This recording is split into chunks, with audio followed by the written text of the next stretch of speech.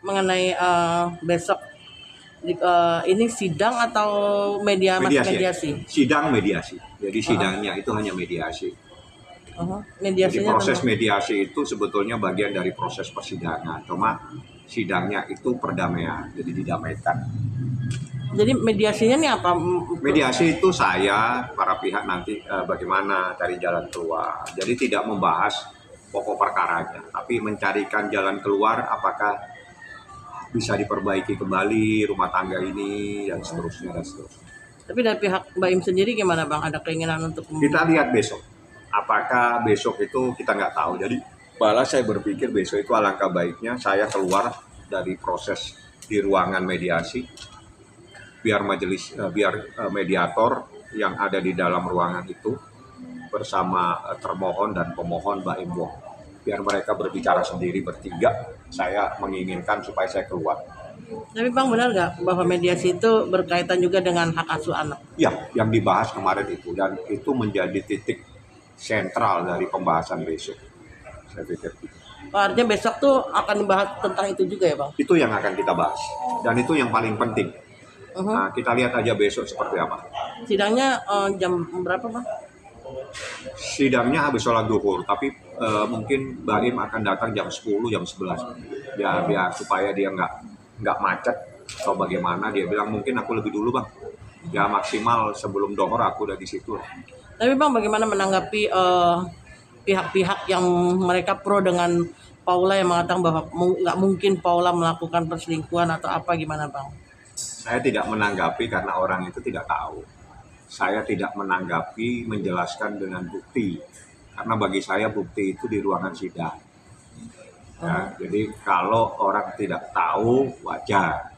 Tapi kalau Anda tahu nanti Anda kaget. Ya udah ikutin saja prosesnya. Benar nggak sih bahwa sebenarnya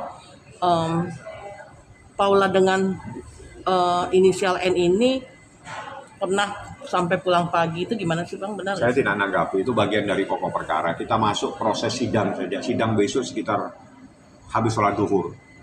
Insya Allah Mbak Im datang, mudah-mudahan termohon juga datang, saya pengacaranya datang, saya juga ada ngomong.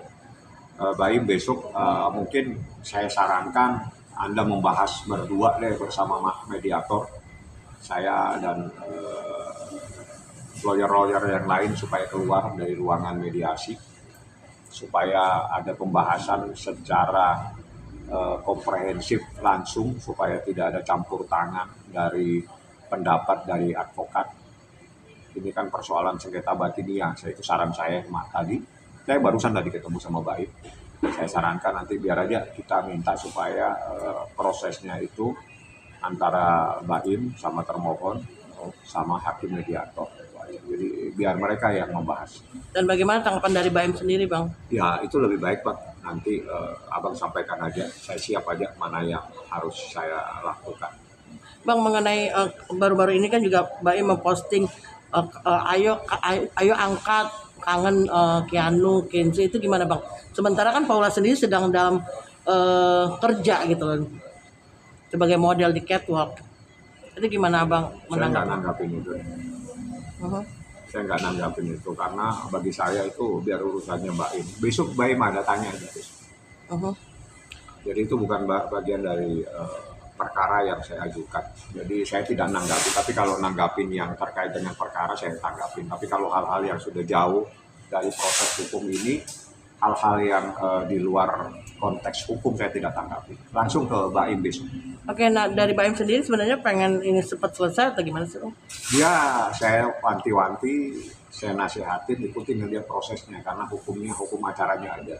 Prosesnya ada. Mana prosesnya itu adalah sidang, nanti jawaban, replik, duplik, pembuktian, dan seterusnya. Ikutin saja.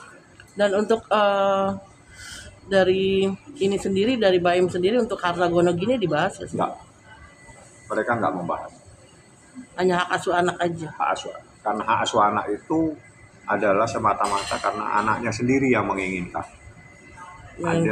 Jadi anak-anak itu ingin yang nyaman. Nah, karena ingin yang nyaman kita harus ciptakan keputusan. Kita minta adanya kepastian hukum, anak ini harus bagaimana, seperti itu. Jadi nggak bisa kita membuat tidak ada sebuah kepastian hukum buat anak ini. Anak ini harus kemana, itu harus ada kepastian.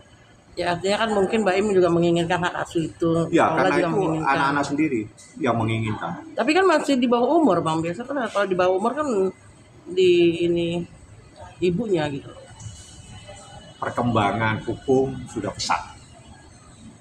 Ya, jadi tidak ada lagi hak yang didahulukan, hak ayah atau hak ibu. Sudah tidak ada itu sudah ketinggalan zaman. Yang didahulukan itu adalah apa yang terpenting buat anak. Oke? Jadi perkembangan hukum udah pesat. Perkembangan terhadap perlindungan anak sudah pesat. Hukum memberikan perlindungan yang maksimal kepada anak sehingga dalam proses perceraian tidak lagi mengedepankan apa yang untuk kepentingan ibu atau untuk kepentingan ayah. Tidak ada lagi. Yang ada apa yang terbaik buat anak. Itu yang harus diambil keputusan.